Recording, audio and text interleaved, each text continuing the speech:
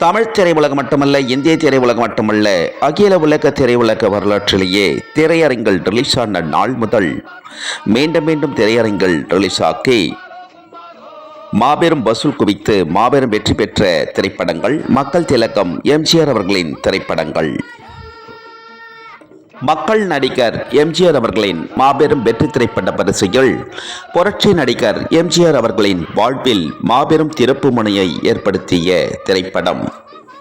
MGR pictures நிறுவனம் தயாரித்து மக்கள் நாயகர் எம்ஜிஆர் அவர்கள் இரு வேடங்களில் நடித்த நாடோடி மன்னன் திரைப்படம்.